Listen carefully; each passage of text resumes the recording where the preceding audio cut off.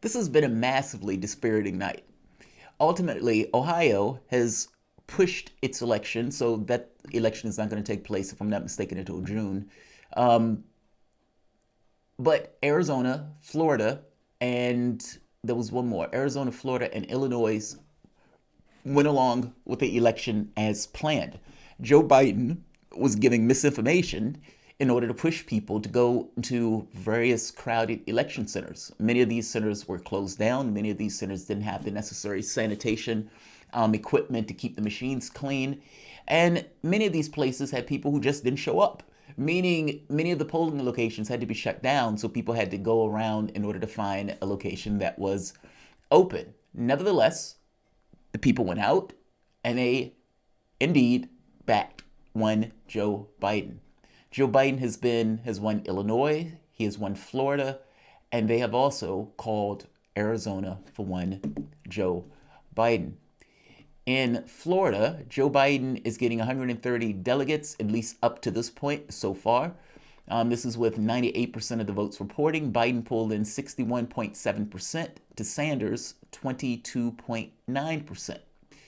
In Illinois, Joe Biden pulls in 59.1% to Sanders' 36.3%. Biden leaves with 93 delegates out of Illinois to Sanders' 46. And in Arizona, only 9% has been reporting. Joe Biden is pulling in 42.4% to one Bernie Sanders' 29.6%. To add insult to injury, and to get across the degree to which media and propaganda, and I got to be honest, deaden expectations, a certain dispiriting lack of imagination or lack of expectations in regards to the political instrument. One guy in this race for the last 40 years has pushed to expand Social Security. In this race, push for Medicare for all. In this race, push to get rid of student debt, this kind of oppressive thing that sits on the back of our, not just kids, but also our society itself. Those people can't go out and get jobs. Those people can't spend that money into the economy. That money is just sucked up and dumped into banks. Like, one guy in this particular race is trying to get $2,000 for every American going forward until the crisis is over with. One guy is pushing for ending evictions and suspension of rents and utility bills. One guy is pushing, at the very least, even now, for temporary Medicare for all to cover the hospital bills associated with the coronavirus. One guy ran this campaign with the notion of a Green New Deal and other policies that, for the most part, the American public backed. The other guy in the race, the one that's been trying to cut Social Security or Medicare for the entirety of the time he's been in Congress, the one that was instrumental in exploding the prison population, that was working with outright racists and blocking civil rights legislation going through, the one that was not for expansion of Social Security, again, trying to cut it, the one that was not for Medicare for all, leaving tens of thousands of people still uncovered and having a healthcare plan that is not universal coverage in regards to the objective, but incremental changes to healthcare. The guy who said nothing is going to fundamentally change in the economy, that guy, when they asked the people in Florida, who do you trust more to deal with Social Security? What do you think the people said? What do you think the people said? Of all the items, it's one thing for Sanders to lose. It's another thing to have to deal with something that is so off the fucking reservation in regards to an answer. People in Florida, when asked, who do they trust more to handle Social Security?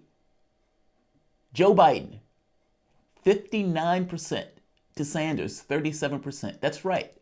The media has been able to con people that are such fucking idiots that they believe by over 20 points that the guy who's been calling for cuts to Social Security for the last 40 years of his life is better in dealing with issues of Social Security. This is a geriatric community that depends on Social Security, and they have turned around and given their fortunes over to one Joe Biden. That is fucking astonishing. You're talking about utterly and entirely demoralizing.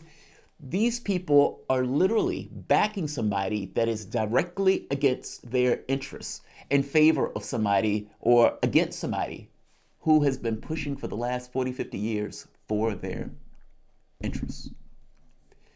Joe Biden has won all of these states. He's won all of these states. So let's get into not the current states, but I want to go to Texas for the moment. There is anomalies in Texas. Now, ever since the Iowa had their voting. Now, in 2016, the Democratic Party argued in court that they could effectively cheat a candidate and, they can't necessarily be sued for fraud, despite the fact that they're literally defrauding people, telling them that this contest is fair when the contest wasn't fair. So in 2020, I had no expectations of having a fair contest. I assumed that they were going to try to cheat Sanders again in this contest. And then, lo and behold, Iowa. And you have a situation, the comically weird, over-the-top situation where Buttigieg is friends and working with, not to mention has a fiduciary relationship with a company that built an app that was supposed to count votes. Now, Buttigieg, again, friends with also the Iowa Democratic Party, and that party does everything in its power to ensure that everything that's questioned, meaning everything that's up to, let's say, to go in a particular direction that has some level of human agency, and it goes in a direction for Buttigieg against Sanders, and then also leaking out information and numbers, again, in order to benefit Buttigieg over Sanders. That entire Iowa caucus was ripe with outright corruption through and through. And any notion that they were going to have a fair contest effectively went out the window with Iowa. Iowa was so screwed up, they still couldn't certify the results because in many of the respects, the results didn't make sense. They were so mangled that you couldn't really entirely tell who won that race. What you did know was that Sanders got more votes, but ultimately, who won based on the state delegate equivalents? Anybody's guess. There was no way to certify it. That's how mangled Iowa was. Now, my biggest issue after Iowa was, you can figure this out in the caucus, but how is Sanders going to secure the votes in the other states? Meaning, the moment that you get out of a caucus and you get into, let's say, a regular electorate, somewhere like New Hampshire or Nevada, or not Nevada, Nevada was a caucus, but let's say like New York or Ohio or any of these other states, how do you secure that? How do you ensure that when people go and vote, that there's enough transparency in the process for you to know that when a person made their vote and walked out, that that vote was tallied for the person it was supposed to be tallied for? How do you protect the vote? That was my biggest argument. That was my issue. If you saw me on Iowa or after Iowa, I was flipping the fuck out for that very specific point. You need to be able to secure your vote, and you can't necessarily just assume that the Democratic Party is going to be fair to you, or for that matter, if things are close, then yes, they may take actions to essentially fuck around the margins in order to ensure that you lose.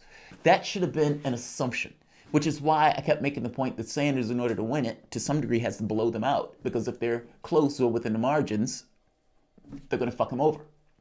Now, in state after state after state, the argument has been put forth, especially by the left, that the exit polls don't match up with the totals. I don't know the ins and outs of all of this, if I'm being honest, but I do know that in Texas, there are problems in regards to the vote tally. Meaning, in many of the other states, the moment that you see Iowa, you realize, okay, something's wrong with this process.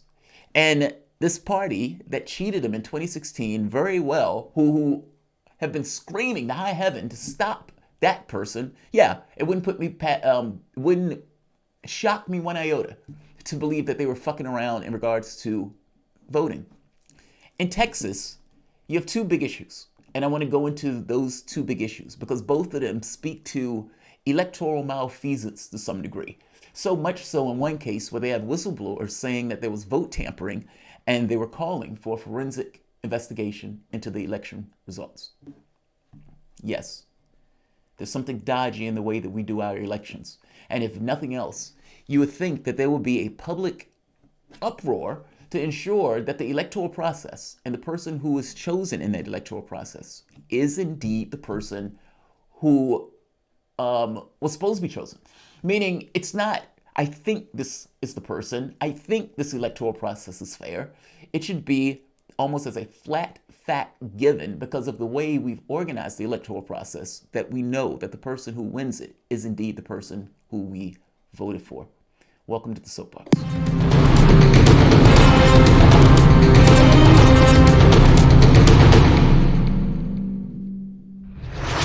My name is Jamarl Thomas. This is the Progressive Soapbox.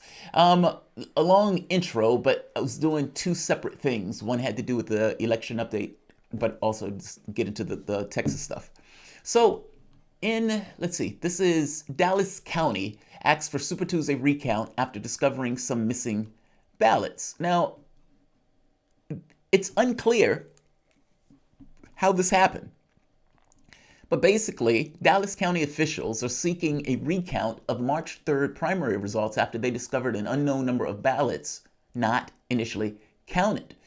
In a petition filed late Friday, State District Court Dallas County Election Administrator Tony Phillip Poole said her office had discovered the ballots from 44 tabulating machines were not accounted for in the election results reported by the county on Super Tuesday. It's unclear how many ballots were missing from the county's tally of votes. The issue turned up after county officials were unable to reconcile the number of voters who checked in to cast ballots in some of the polling locations and the number of ballots received from those sites. Now, again, it's unclear how this even happened. And right here, it's unclear which polling locations are in question. There were 454 polling locations open on election day, and each site has had one or more machines in which voters fed their marked backup ballots so they could be scanned and tabulated according to the affidavit by Pippin's Pool. Now, they don't know if the results are going to be of such measure that they change the tally. Now, Texas was one of those states that was heartbreaking to lose. Sanders was leading it much of the night. It was a state that they were believing that they could actually win. And at some point, Texas turned. Now, the catch becomes, what's the distinction? Like, what's the tally? What's the number of votes that are outstanding in comparison to the difference between Sanders and between Biden?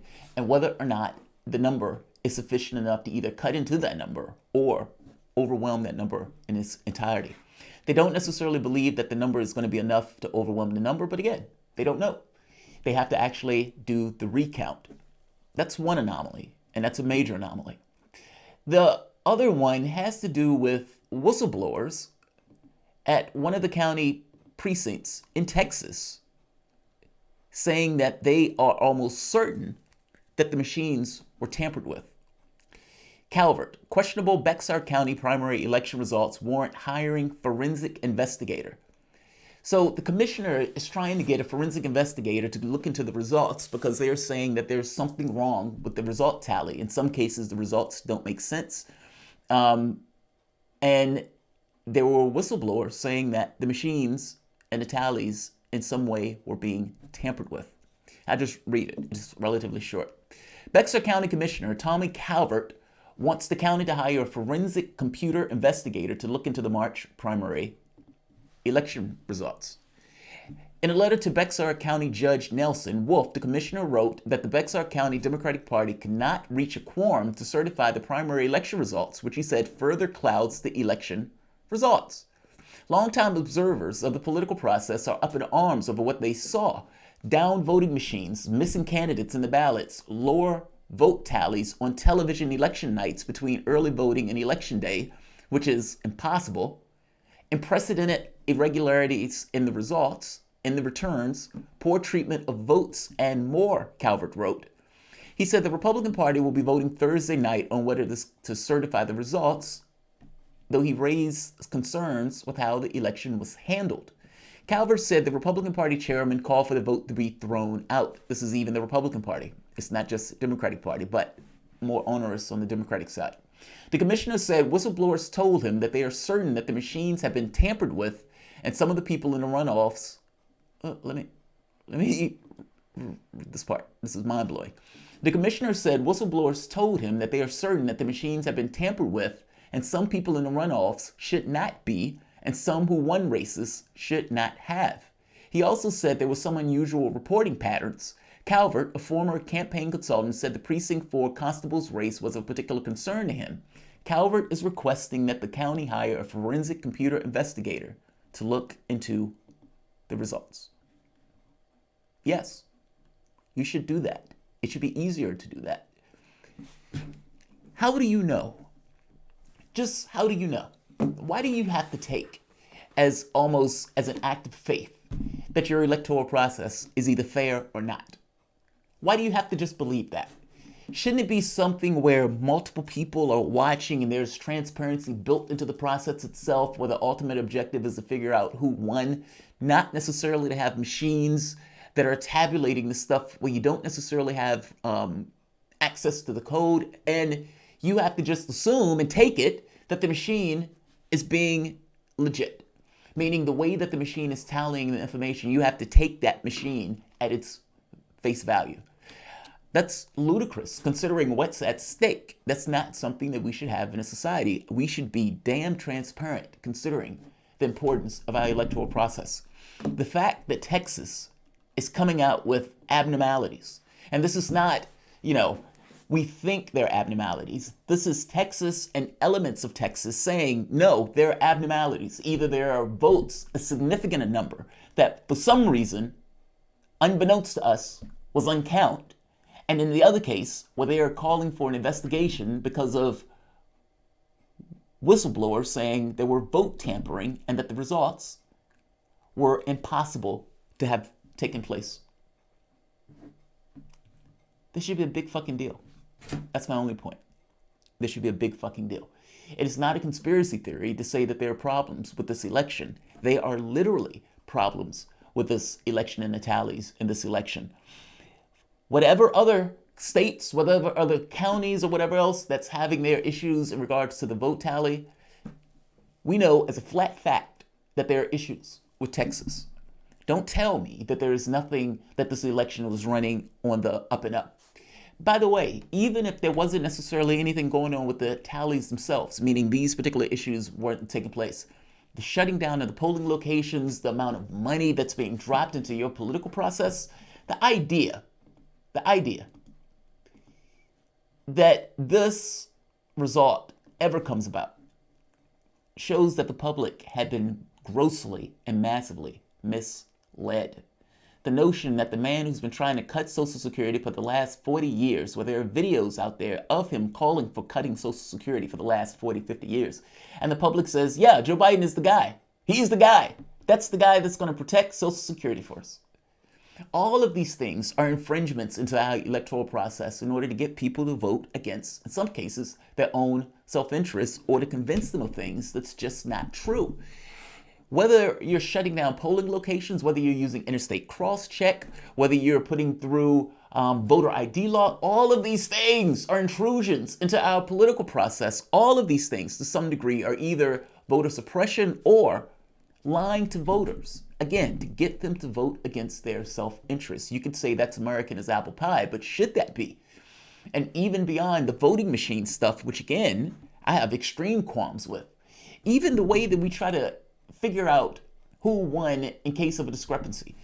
Meaning we are even skittish about opening up the electoral system to investigate whether or not the vote tally is legit. Like, we have such a weird way of going about our electoral system. And if nothing else, if there are qualms either on the left and the right, if there are qualms at all about the efficacy of the electoral system, you should fix it. It shouldn't be an issue of guessing. And stuff like this that's taking place in Texas, and I would argue in other states, should not be happening. There should be some clear transparency in regards to our electoral process. One last point. Joe Biden right now is trying to be the unity candidate, meaning Joe Biden is trying to make the argument to effectively con and gaslight Bernie voters into now backing him.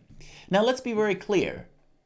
Biden and the Democratic Party has called you Nazis. They've called you effectively Russian plants and Russian agents. They've called you sexist. They've called you racist. They've called you, quote unquote, bros, effectively eliminating the women and people in color that are backing Sanders. They didn't just hit the candidate. They jumped the shark beyond the candidate in order to attack you directly. The entirety of the party lined up against the things that you wanted as policy concessions. Not to mention, in 2016, outright brazenly just cheating your guy.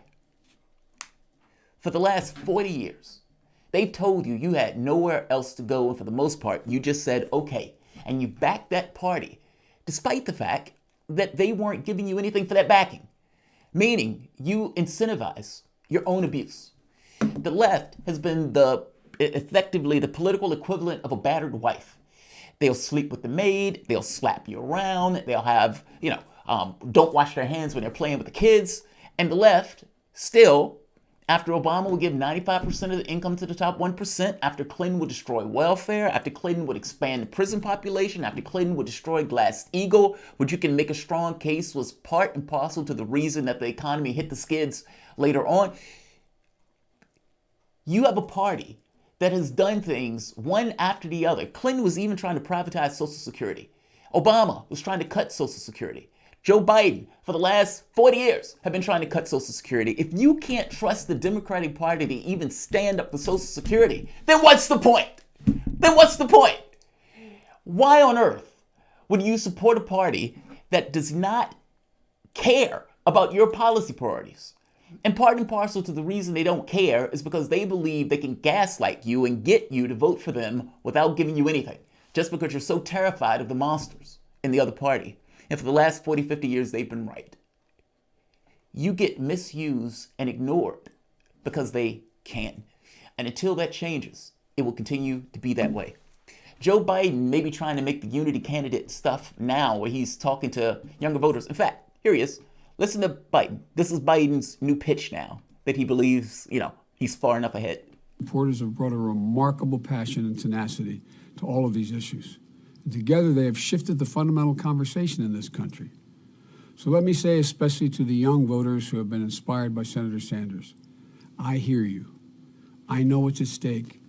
I know what we have to do. Our goal as a campaign, and my goal as a candidate for president, is to unify this party and then to unify the nation. Yeah, that's not my objective, dude. That's not my objective. My objective is policy concessions. There are things that I want in regards to policy. Medicare for all is my litmus test. No one is going to get my vote, my support, or, for that matter, even my good intentions if it doesn't necessarily have policy concessions associated with it. I don't care if Trump wins. The Democratic Party won't get my support one iota. I didn't back Clinton, and I'm damn sure not going to back Joe Biden. Until more people en masse take that particular point of view, you will never get anything that you want in the political space. You will continue to be ignored. And to put this in perspective, Elizabeth Warren, who effectively put a knife in you back in 2016, which effectively told you who she was going to 2020, and you still had elements of the left still backed her as opposed to back Sanders. And then you end up in this weird situation where she gets out the race and refuses to back the elements of the left while using that same left in order to scam votes and to con for the entirety of the race. Basically, she used the left to split the electorate regarding Sanders, effectively helping the Democratic Party try to kneecap Sanders in the race. She ran the entire race in that particular way, which made me say she was working in tandem with the party for political concessions just like she was in 2016. All of these things were availed against him.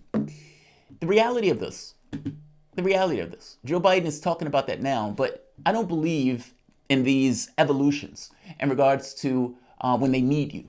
Meaning it's like, hey, now I need your vote, so I'm going to talk sweet to you in order to con you into backing me. The real Joe Biden, who's now trying to talk to the youth vote, is this guy. So the younger generation now tells me how tough things are. Give me a break. No. I have no empathy for it. Give me a break. Because here's the deal, guys. We decided we were going to change the world, and we did. We finished the civil rights movement to the first stage. A movement that he wasn't a part of and that he actually worked against. He's a goddamn flagrant liar. And it is a major disservice for Sanders to not call that shit out on every opportunity that he could have called that out. Yes, I'm bitter about that. Same guy who, for the most part, has no empathy for the youth vote and the youth generation, who effectively said nothing is going to change, who was against all of their policy priorities as they were being put up. when asked, what are you going to give Sanders supporters who've been voting for Sanders to a tune of like 70 and 80%? What are you going to give to those people? People who are ideologically and policy driven. What are you going to do for those people to get their support? And Joe Biden, here's his answer. $144. Let's talk about the future, Vice President Biden. If you become the Democratic presidential nominee, how will you appeal to supporters of Senator Sanders when you do disagree on so many issues? He's making it hard for me right now. I was trying to give him credit for some things. He won't even take the credit for things he wants to do. Look, I think that I want to make it clear. If Bernie's a nominee, I will not only support him, I will campaign for him. And I believe the people who support me will do the same thing. Because the existential threat to the United States of America is Donald Trump. It's critical. I would hope that Bernie would do the same thing if I'm the nominee and encourage all of his followers to, in fact, support me as well. Because it's much bigger than either of us. Character of the nation is on the ballot. Basically nothing. Nothing. What are you willing to give to Sanders supporters to get them to back you? Meaning all of these kids, this fickle aspect of the electorate that didn't come out in the numbers that Sanders needed. What are you willing to give them, the people who are motivated by policy, in order to get them to back you in the race? Biden, I expect Sanders to go out and get those people to try to vote for me. That's what I expect.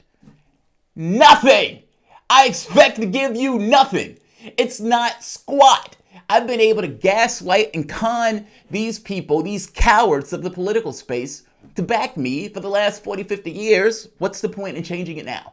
His argument is basically Clinton's argument. Donald Trump is a disaster, and all of these people, even people who aren't members of the party, should, for whatever reason, come into the party and back somebody who doesn't represent their political interests. That's utterly astonishing. That's Joe Biden. That's the Democratic Party. That's the guy who is out there now asking for your vote and your support. I will give you nothing, and I expect everything. Your pathway into getting anything accomplished is for him to fail. And to be able to, at the very least, when they say you have nowhere else to go, to walk, to leave that party, to take a political disposition and that here are my policy things. These are the things that I want in regards to policy. There are certain things I'm willing to accept, certain things I'm not. For as long as people are willing to have no political accountability, where you're willing to just vote for anybody, as long as they're wearing a D beside their name, you're not even voting at that point to get anything done. You're just voting to keep somebody else out the office, as if the person who you put into the office is not still going to be doing some pretty nasty shit. What do you want in regards to policy? And how do you get those things if you effectively continuously back people who don't want those things? I would make the point to you that you're not Democrats. You may vote in the party for a Democrat here or there when these guys are ideologically in alignment with you. But that's relative distance. That's not you being a member of the party. And I would even go further and say, at this point, you're probably not. You saw what Democrats thought about you when Sanders was running in this race and the policy priorities that he was putting forth. Why the hell would you back somebody that thinks of you in those terms? Charles Cavan, they have a Southern fire that's impenetrable, but it wasn't. That's just it. It wasn't. I'm sorry. I don't buy that. I mean, look, if you're going to run this race and you're going to scream about a political revolution and you're going to tell me these big existential stakes, fair enough. Agreed. The stakes are massive. If the stakes are massive, then what are you willing to do in order to, A, get the opportunity that's there, but B, also, considering how massive the stakes are, what are you willing to do to exceed the contest? That's the question. What's the thing that's most important to you? And try to figure out a pathway. The pathway was always going to be narrow. It was never going to be this wide pathway where he had all of this magnificent latitude. Everybody that is not named Sanders was going to be against Sanders. And if you are Bernie Sanders, you have to assume that. I don't even know how you operate without that assumption. Meaning Elizabeth Warren, meaning Joe Biden, all of these people are very clear on who their enemy is and what they're working for. Meaning they're working to stop him. Elizabeth Warren was going to be able to get policy concessions, either from Hillary Clinton if Clinton won because of the deals that she was making in 2016. And the fact that she was willing to make those type of deals in 2016, why did people believe she wasn't going to be willing to do it in 2020? Meaning, yes, she was going to work in tandem with Biden. Yes, if her operationally in the race was splitting the vote from the standpoint of Sanders, and she was taking her time to attack Sanders, despite supposedly being a friend and ally of the left, then I suggest to you that her objective in that wasn't to help the left, nor was it to help Sanders, especially if the left had chosen Sanders and she just spent her time attacking that person. I hope you understand what I mean. Some of this stuff was just exponentially obvious, and you take it almost at face value for what it is, because it makes all the sense in the world if you just kind of make that basic modeling of the person to say, hey, if this person was working for political reasons and not ideological reasons, how would this race look? It would look exactly what happened. Does the left hold that against her and hold a certain degree of accountability associated with it? And if not, then again, you once again incentivize your own mistreatment. This is kind of what I mean when I make the point about accountability and the ability to be able to walk and leave and not being involved in a process that doesn't necessarily work to your interests, especially if your objective in this is to get political and policy concessions. Sanders, his issue in this race began and ended with the black vote. He was able to get every other minority group. And if your issue is with that particular demographic, then you need to carve that out of Joe Biden. You weren't going to be able to do that with an affirmative argument, especially with Joe Biden rubbing himself in Obama. You can do that with an argument showing that Joe Biden was lying through his goddamn teeth about being part of the civil rights movement. And you could have hammered him with that in South Carolina, in Georgia, in those states when Joe Biden was bleeding cash. Meaning Sanders had chances in this race. He just didn't take those chances because of the way he was running the race. I hope you understand my point. That's why I don't give credence to this notion that this race was irreparably lost. No, he just didn't run it, meaning he just didn't play the game. He didn't engage himself with the vigor that was demanded by using terms like political revolution. That's what it boils down to. I think that's the thing that's the most depressing about this. Like, it's dispiriting to some degree for the population to say, we think Sanders is more honest, we like his policies a lot better, but I'm going to vote for this other guy because we don't believe we can have better. Like, that's in and of itself dispiriting. But it makes it that much more worse when the candidate who you're backing in the race doesn't take the steps that are necessary and just political due diligence to put a knife, or would be willing to put a knife, in his opponent, especially when you're making this argument about the oligarchs are buying the parties and oligarchs are running the House, and that Joe Biden is being backed by like 40 oligarchs, but you don't want to throw a punch at the guy that's being backed by the oligarchs. It's fucking absurd. Like, the logic of it, it's just utterly absurd. Vote Joe, hell no. Duty as priest, yes. Hell no. Cancel Joe Biden and cancel Elizabeth Warren also. Bernie had the opportunity to take the Thanos heat shot. Agreed. I support him, but hope he doesn't end up like Fat Thor regretting himself. How could he not? How could he not? Meaning, if you're going to change your political strategy in the race, if your name is Sanders and all of a sudden after Super Tuesday, you're like, okay, now I'm going to attack Joe Biden. That means you fucked up somewhere. It just means you fucked up. Think about it. Think of the logic of it. You run your race with a particular strategy where you're only going to use affirmative campaigning. You're not going to go after opponents, even in areas where you are weaker. Meaning, when Elizabeth Warren took the lead over Sanders, Sanders never contrasted himself with Warren. Even then, if Warren would have just stuck with Medicare for all, Warren would have actually had a good chance of maintaining her lead. Again, he never created contrast. Now, flip that. When Warren started to collapse, she had no issue putting a knife in Sanders at all. None. She attacked him relentlessly, even making up the super PAC lie. He never pushed back on it. He never even clarified. I hope you understand what I mean. Like, these are weaknesses that I've been pushing out for like 2 years now, pointing out, saying this is a problem, this is a problem. He doesn't have the ability to make contrasts. He doesn't have the ability to be aggressive in going after his opponent. And fact is, every debate is not necessarily won because you're making an affirmative argument. Sometimes it is the things that you contrast. It's the things that are aggressive, that are dickish, that are prickly, that wins that argument. Arguments are not always won just based on the substance of the argument. Obviously, sometimes there are other things that intervene within the context of the debate. And in this very specific case, the thing that intervened was civil rights. And one candidate lying about his record in civil rights and the other candidate not willing to bring it up. If there's an autopsy in this race, part and parcel, Section 1B starts there.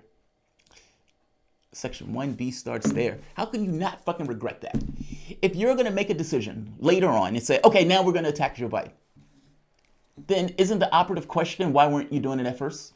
If you were brought to that trough to drink, then to some degree, that's an understanding that you fucked up. You made a mistake. Your opinion, your assessment of the situation, the strategy that you were going with, where for the most part, you wanted to have a political revolution, but not necessarily brandish a weapon. Well, that doesn't make sense. It's logically flawed. And yeah, you were able to get all the way to Nevada with big numbers in that point, but that's because the other candidates fucked up. When Elizabeth Warren came out with the Medicare for All thing, she cratered because people realized she was being dishonest. When Joe Biden started to collapse in New Hampshire and Iowa, again, that was over the Social Security thing when people started realizing he was being dishonest. The same thing would have been true for the civil rights argument if Sanders was willing to make it, or the corruption argument if Sanders was willing to make it, or, for that matter, Joe Biden being unelectable. Again, if Sanders was willing to make it, none of these were arguments that he was willing to make. And as such, here we are. Here we are. It is imperative that the left realizes this was not a situation where they were shafted. Yes, all of these forces were allied against you, but you knew that. You knew that going in. No, this was an inability of your candidate to make sufficient arguments and to be aggressive in going after their opponents. This is an inability of the candidate to allow his words to function with his deeds in a logical way. It's a big existential crisis. I want a political revolution. We need to have workers, movements, etc., etc. But I'm squishy with hitting Joe Biden. It's fucking aggravating, man. Either it was rigged or a bad campaign. Which one? It was a bad campaign. It was a bad campaign. Now, understand why I say that. It is absolutely true that the Democratic Party was going to do everything in its power to stop you. Bill Clinton taps Tom Perez, telling him, don't let Sanders people take the party. Tom Perez purges Sanders members. Tom Perez and the Democratic Party still has superdelegates waiting in the second round. You had 20 people flooding the gate in order to get as many people and as many delegates pushed out to the various people, meaning hopefully that you can have worse come to worse a brokered convention. You had everybody in the party fall in lockstep, most likely getting some level of political concessions from Joe Biden, especially after calls from Obama and these other elements of the party that said, fall in line. And they did just that. Warren helped magnificently by splitting the vote. And for whatever reason, conned a lot of lefties into backing her. And now those lefties are burnt and sore, as if it wasn't obvious that she was fucking you over just like she did in 2016. But that was a given. I hope you understand what I mean by that. All of that was a given. Those things should have been assumed from day one. It would have been weird for them not to treat you that way. Did you think that they were gonna, the oligarchs that run that party, the people, the third way Democrats that for the most part control that party, did you honestly think they were just gonna hand over the reins? No, that was never gonna happen. They were always going to do everything that was in their power to screw you out of this process. That's a given. Your question in that process is, what are you willing to do to win it? That's your question. I mean, it's like if you kidney failure, for example. There's sometimes in the terrain, you don't necessarily have any choice within the context of the terrain. You're just stuck with what you got. Yes, you have a medical issue. You have a debilitating issue where your body doesn't necessarily work in the way your body or other people work. Yes, that's the terrain to which you function. Now, your question becomes, within the context of that, what can you do to accomplish your objectives, even objectives that are difficult or made more difficult by the environment to which you operate? That's everything. That's not just the political space. That's everything. Life is not necessarily fair. There are going to be many cases where you're going to have to work uphill or work between the lines in order to get from point A to point B. That's just life. The same thing was true for Sanders. And with a infinitely reasonable foresight to show that that was going to be true. So I don't find it to be an excuse to say that all of these things were aligned against him, which is why he lost. That's not an excuse to me. It's just not. He did not want to go to where he needed to go in order to win this race. He thought Joe Biden was his friend. Joe Biden was friends with him before Bernie Sanders was anything. And because of that, he was squeamish with throwing a punch at Joe Biden. That didn't stop the media from throwing punches at him and his supporters. That didn't stop Joe Biden from going after him and his supporters. That didn't stop Elizabeth Warren from going after him and his supporters. That didn't stop the other Democrats from going after him and his supporters. That didn't stop the oligarchs from putting super PACs of money to go after him and his supporters. But he's squeamish. Like, I think this is what aggravates the fuck out of me over this. You scream for a political revolution. Fair enough. And you have all of these people that hear you and give money and everything else. And then you find that the candidate doesn't have the capacity to pull out a knife. Doesn't have the capacity to create contrast. Only wants to talk about policy, meaning he doesn't want to eat his peas. He just wants to eat chocolate cake. And that candidate who has amazing ideas, who people absolutely agree with and think is more honest, that candidate, because he doesn't necessarily want to do what is necessary to win the contest, effectively loses. Like, it's one thing if I would feel almost better if he just got whooped. And what I mean by whooped, like he does everything in his power and he just loses. I would feel better over that as opposed to the candidate not taking out all of the arsenal or all of the potentials in his arsenal to go after the candidate. That's worse to me because that's one of those things of failed opportunity. I mean, this wasn't a situation where he couldn't burn that shit down. The very fact that Trump was able to get in office shows a pathway to actually trying to win. No, you can't go as far as Trump within a Democratic electorate, but it does give you a heads up on how to run against a party, run against the establishment in this thing, to be able to ignore to some degree media's attacks in order to make your own case. You could run against the party, but you have to be willing to burn the shit down in order to try to win. And if you're not willing to do that, what you have is what you get. It is just massively aggravating. Burn Dog did his best. I dare anyone to do more for the country than he has. Let's not misplace our anger. Holly Grether. Well, tell me what I'm wrong on, Holly. What am I missing? What am I wrong on? Meaning, it's not misplaced anger. It's not that I don't doubt that Bernie Sanders did an amazing job. I've said on more than one occasion, Sanders has taken this notion of a movement, especially from the standpoint of the left, and has dragged the country over almost single-handedly, pulling the country in a direction that 8 years ago, like in 2008, would have been unbelieved. You know, this notion of a wealth tax and expansion of Social Security and Medicare and all this other stuff. That stuff would have been unbelieved during the time where Obama was running into office. But I've never taken that away from him. He's always gotten credit for me from that. My issue is very specific. It's not that he hasn't moved the Overton window. It's not he hasn't changed the hegemonic norms in regards to policy and everything else. But the true fact of the matter is that Sanders was running in a political contest where the objective of that contest was to win. And everybody in that political contest was going to be against him, his interests, and the things that he wanted to accomplish.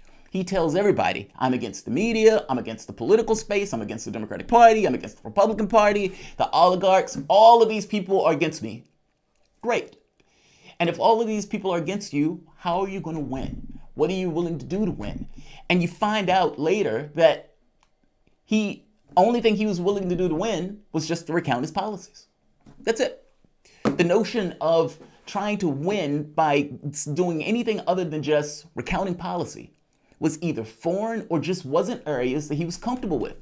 But understand what that means. You have an inflection point in time. Donald Trump is your president. You have an opportunity to get these big, big policy concessions. And the guy who's a true believer and authentic is heading that particular group. And that guy who's a true believer, who's authentic, the public buys into what he's saying, the public even agrees with the policy positions, does not want to put a knife in Joe Biden because he's friends with Joe Biden. Like, this is not misplaced anger. The anger is actually in its right place. Both things can be true. It is very true that Sanders was able to pull the movement. That's great. He was able to get more concessions in regards to how the public views these various progressive priorities. That's great. But we're in an election. And in the context of that election, with people giving him massive amounts of cash and everything else, he's just a man. And as a man, he can make a mistake like anybody else, especially from the standpoint of strategy. If you are running in a race and you don't want to take,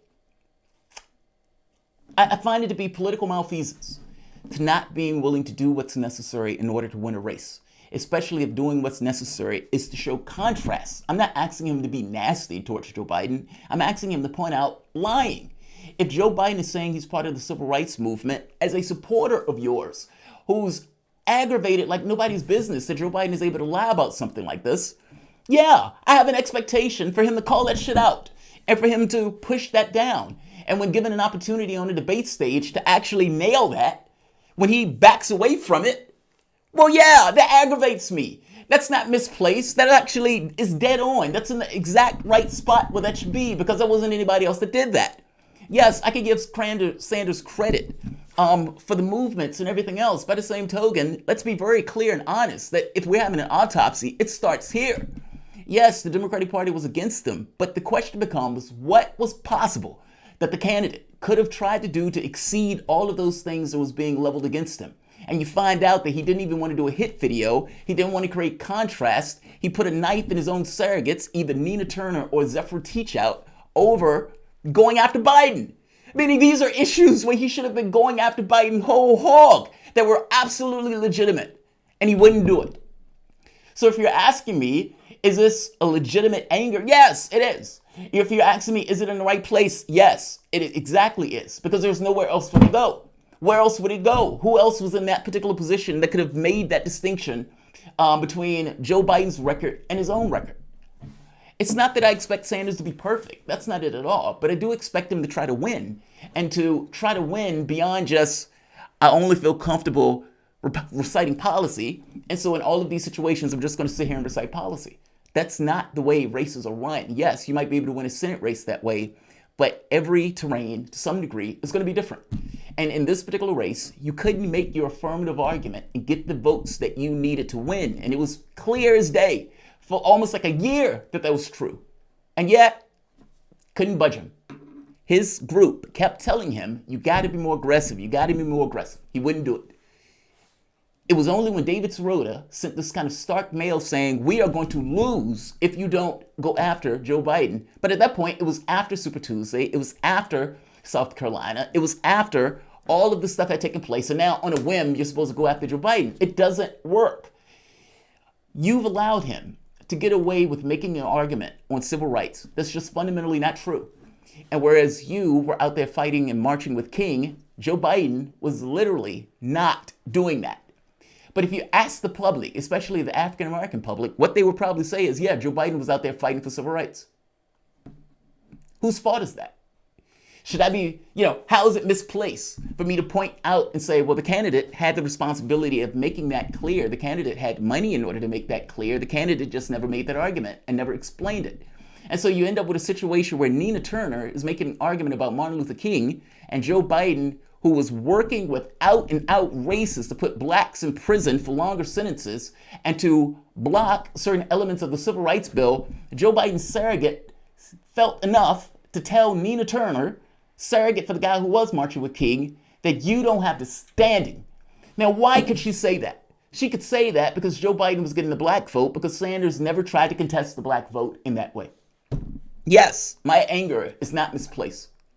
It's not misplaced. I give him the benefit of the doubt, but my anger is not misplaced. Bernie was winning on policy, then it hit left and right. Trudy. Yeah, Trudy, but this kind of goes into the argument thing again, right? I mean, it's like you and I have a debate, and I make an argument on policy, and I'm right. From an objective, flat fact way, if you're just talking about the policy, I'm right. And I still lose the debate. Because whatever you said and however you said it got across a communication way that went beyond just the very literal thing that I was saying. Debates aren't entirely won just by arguments. There are more things that go into the way people debate than just the verbal words and what they're trying to say. He was winning on policy, yes. But the goal is not just to win on policy. The goal is to actually win it outright. Jay Wood, we need to make sure we don't let this kill off the momentum. Who is the next candidate we can trust besides Tulsi? Well, look, the momentum is killed off. 4 years ago, I think, when I initially around the time I first started this channel, I lamented the notion that all of our eggs were in one basket, meaning that lefties were looking at this process and thinking Sanders is going to run again in 2020.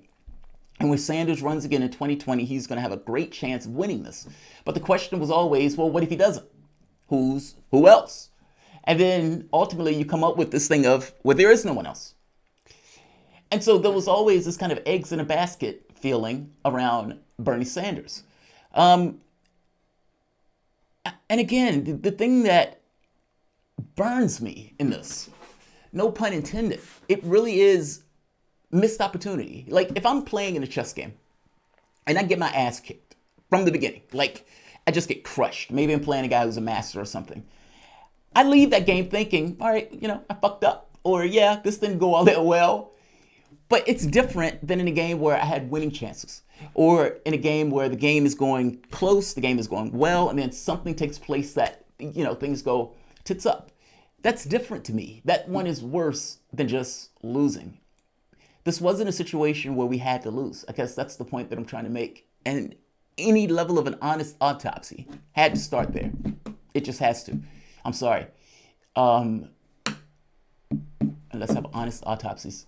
Bernie or guillotine 2020. COVID-19 is a scam. No large gatherings because they don't want the yellow vest revolution in the fucking streets. Only kills 70-year-olds. Biden and Trump supporting boomers. What's the problem? Sorry, not sorry. Look, I don't think it's a scam. I mean, China wasn't having an election, and their behavior in response towards the disease or the virus was pretty significant and severe. Not to mention you have the situation of Europe, who again, yes, they have the yellow vest movement. The yellow vest movement was still going out. This wasn't taking place in other nations around Europe, and the virus was still there nonetheless. I don't buy into the conspiracy theory that this is everything to do with trying to prevent a yellow vest movement in the United States. We had Occupy Wall Street. The government, for the most part, crushed that. And I'm sorry, you're in the middle of an election. And during this particular election, you had somebody who represented the policy priorities that the majority of the country wanted. Meaning when they look and say, hey, do you agree with these policies? They say yes. And that public, with deadened expectations over the last 30, 40 years of incrementalism and this is the best that we can do and all of this other nonsense, they turned around and voted for the guy that was against all of their policy priorities. So I don't have this thing in my head that they're like, yeah, we need to prevent a yellow vest movement here.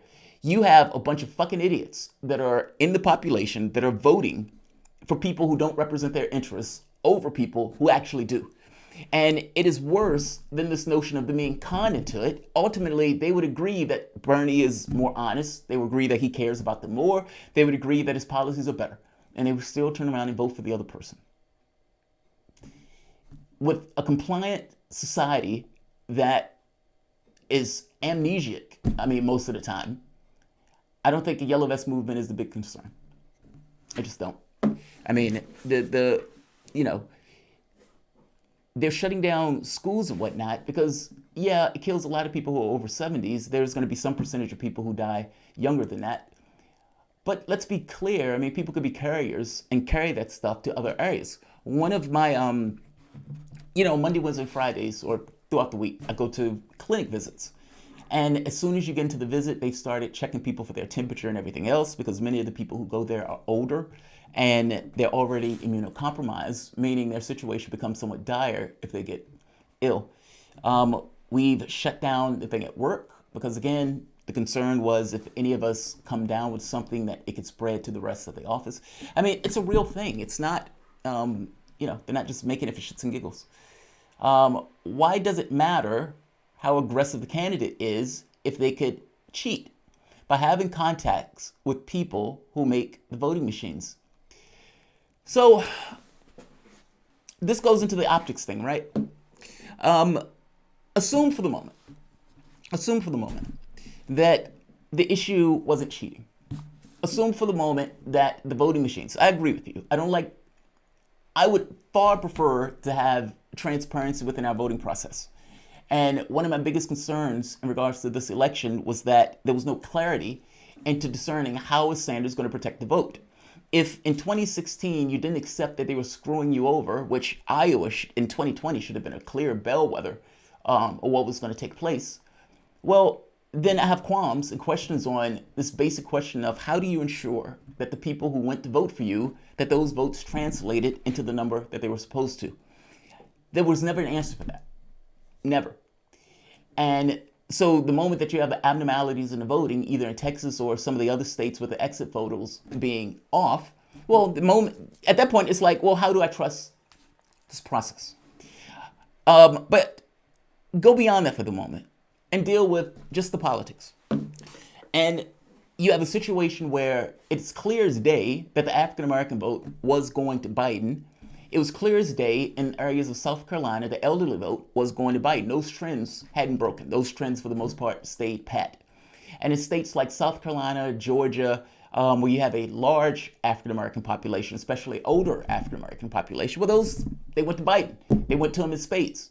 Meaning those southern states that are the ones that gut Sanders back in 2016 were, for the most part, the ones that gut him in this race also.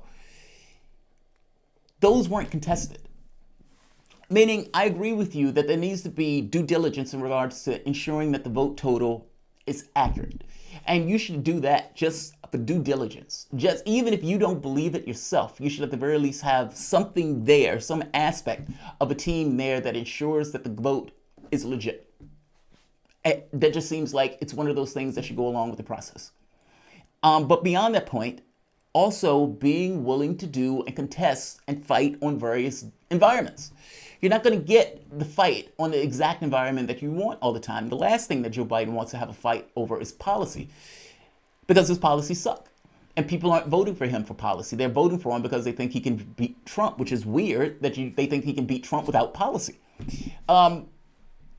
But that's something different than the candidate being willing to fight on various fronts, including fronts where he is uncomfortable with. Race is one of those fronts. And I make the point that because the black vote was so damning to Sanders, it became that much more necessary for him to be able to go after Biden for that particular demographic.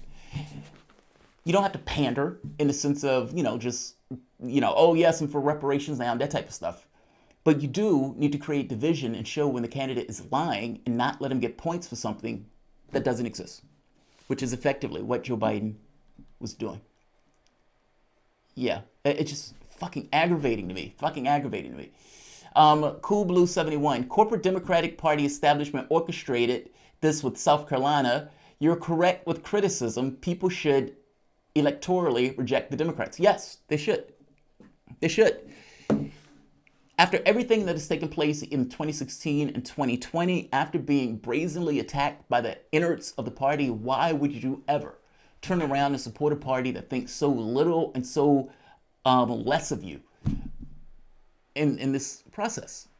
And if you are willing to support a party after that party has talked such shit to you and made it extremely clear that they don't give one iota, they don't give two fucks about what you want in regards to policy. They just have an expectation that you're going to back them anyway, even when you're not Democrats. Well, why would you back that? I'm sorry, why would you back that? And why would you think anything would ever fundamentally change from you, or for that matter, that they would not keep taking advantage of you if you effectively just allow yourself to continue to be taken advantage of? None of your business. What about Code Pink? I'm sorry, what about Aaron and Code Pink response TDMS research? Yeah, I saw the TDMSresearch.com thing. I don't know entirely enough about that to bolster that one way or the other. I know what they're supposed to be, but sometimes lefties can... Look, lefties are susceptible into self-delusion like anybody else. And they can look at a process, especially something that they're incentivized to every bit as much as Russiagate or every bit as much as, Trump and Russia or whatever. We're not immune to that. And so I don't know enough about the TDMS research to jump on that bandwagon. I do know Texas is fucked up. And I do know that in the areas that Sanders had absolute agency and power to actually get a different result, he didn't take those opportunities. That, as a flat fact, I know. Fun. Trump passes Medicare for all and UBI. Does he get your vote? My litmus test is Medicare for all. Yeah, if Trump passed Medicare for all, Trump would get my vote. It's my litmus test. I don't care which party passes it. It's my litmus test. And by the way, if Trump passes even a temporary Medicare for all, and if he passes a universal basic income, he will win this race. It wouldn't even be close. Trump's biggest concern at this point, it's not the race entirely. His biggest concern is fucking up with dealing with the response. Meaning, if you had a situation where millions of people started dying and where hospitals get crowded and overcrowded because of Trump's fucking up and mismanagement of this process, if the market continues to fall in free fall and the public starts to blame Trump, Trump will lose this race. Full stop. So this is not like it's a lock. By the same token, if Trump turned around and passed the universal basic income and gave $2,000 or $1,000 to every American that needed it, Trump would win that race in spades.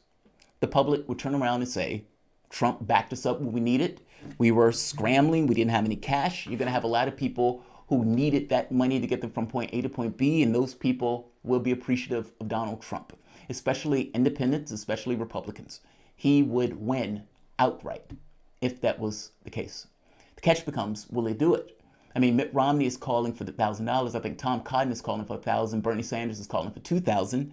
And it seems that there are Republicans that are to the left of Democrats on this. Like I said, the first one that pushes out the universal basic income will be the one that wins this race.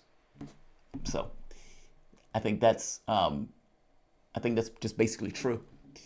Cool Blue 71. Same thing happened in 2016 and 2020. Opposite age group split. Yep. With 18 to 29-year-olds, Bernie, 65 and older, Biden and Hillary. Martin spread 60 points. Some states 100 points in spread. Democrats are divided. It helps Trump. Yeah, I mean, think about what's going to happen in the election. That demographic, the 18-30-year-old demographic, this is the most fickle demographic in the political space. Sanders required this demographic to vote for him in similar margins as the older demographic voted. And that just didn't happen. His theory of the case didn't fly. This is Florida, I believe. I'm sorry, Arizona by exit polls. From 18 to 44, Sanders gets 71% to Biden's 19%. 45 and older, Biden gets 65% to Sanders, 18%. Now, if the youth vote was voting in the same margins as the elderly vote, Sanders would stand a chance and these numbers would look different. But that's not what's happening. Elderly tend to vote in more and higher numbers, which means that despite this skew working in both ways, and you have this age and generational and class divide within the context of the party, well, the youth vote doesn't vote in the same numbers. And so Sanders loses over and over and over again. That's fucking unfortunate.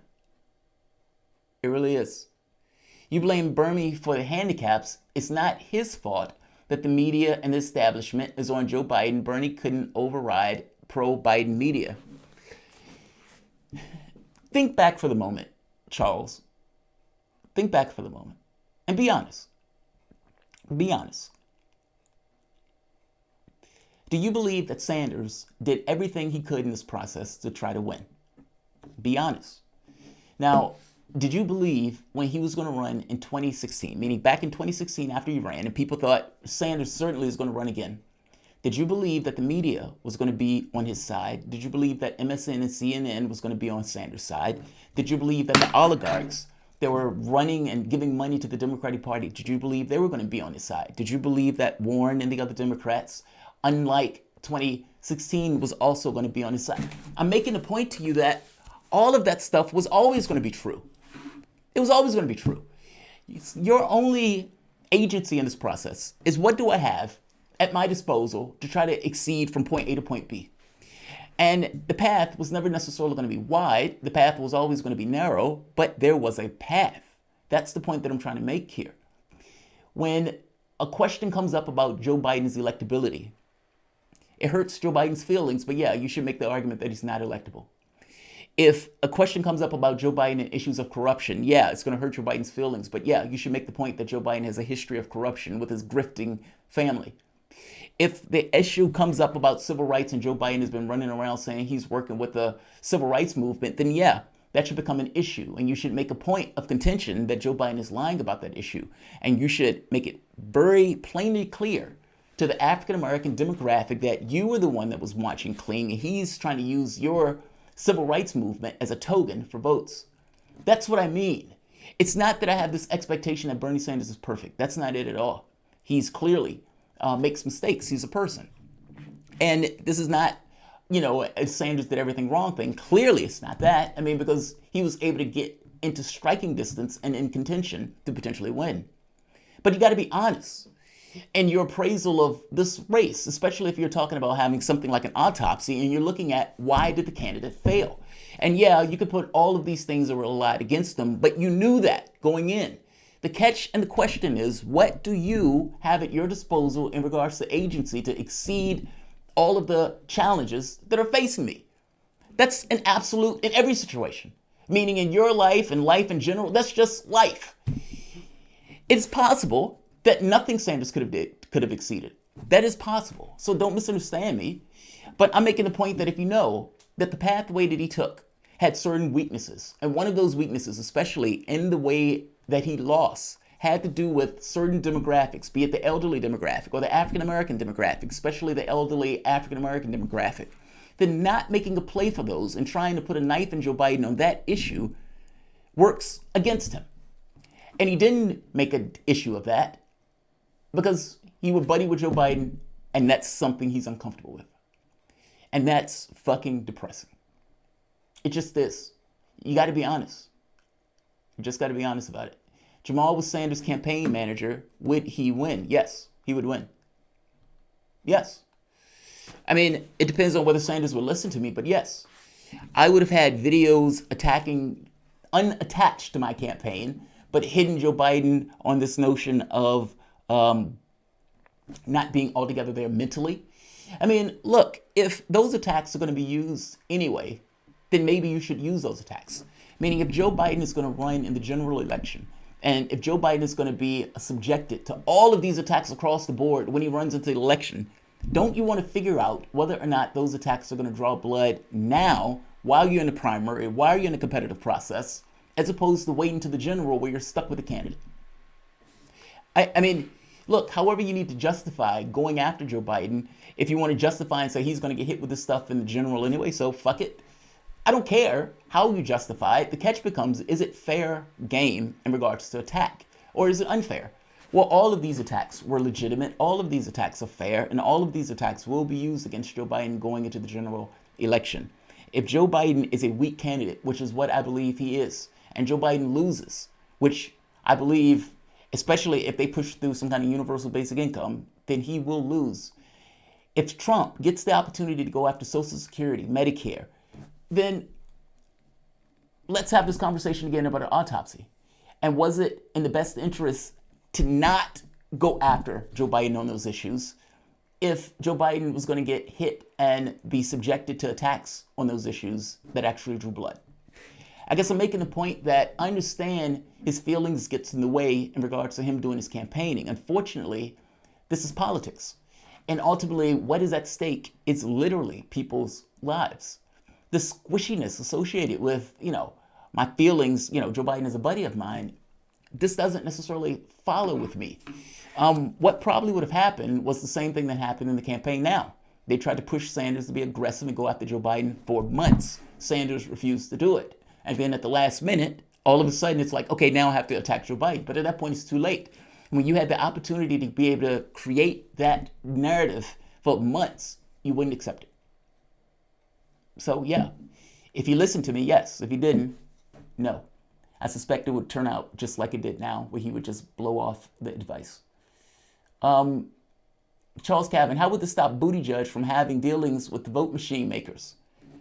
Oh, well, that's a whole different thing. Well, like I said, if you are, there are multiple dimensions to this campaign.